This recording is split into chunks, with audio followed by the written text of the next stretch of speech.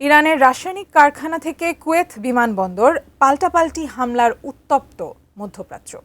উত্তেজনার পারদ যখন তুঙ্গে, ঠিক তখনই যুদ্ধ শেষ করতে তেহরানকে 2 থেকে 3 সপ্তাহের সময়সীমা বেঁধে দিলেন মার্কিন প্রেসিডেন্ট ডোনাল্ড ট্রাম্প।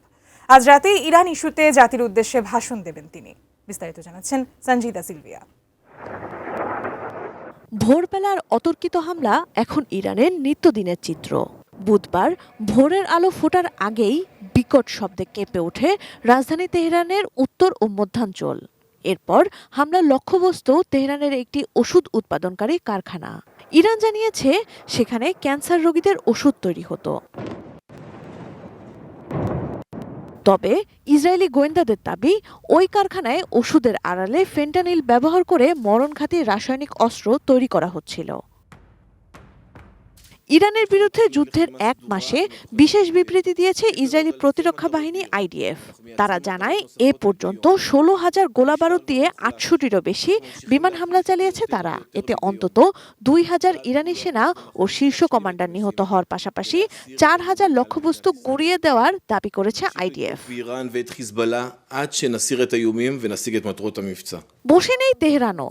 এর মধ্যেই কুয়েত আন্তর্জাতিক বিমানবন্দরে ড্রোন হামলা চালিয়েছে ইরান, যাতে বড় ধরনের অগ্নিকাণ্ড ও অবকাঠামোগত ক্ষয়ক্ষতি হয়েছে। মূলত মধ্যপ্রাচ্যে মার্কিন ও ইসরায়েলি মিত্রদের উপর চাপ সৃষ্টি করতেই এই পাল্টা আঘাত। এমন পরিস্থিতিতে ওভাল অফিস থেকে কড়া হুঁশিয়ারি দিয়েছেন প্রেসিডেন্ট ডোনাল্ড ট্রাম্প। ইরানকে 2 থেকে 3 সপ্তাহের সময়সীমা বেঁধে দিয়ে তিনি জানান, এই সময়ের মধ্যেই সামরিক অভিযান শেষ করতে চায় যুক্তরাষ্ট্র। ট্রাম্পের স্পষ্ট দাবি, ইরানের পারমাণবিক সক্ষমতা ধ্বংস করার লক্ষ্য অর্জিত হয়েছে। ইরান চুক্তি করুক বা না করুক, ওয়াশিংটনের অবস্থান বদলাবে না।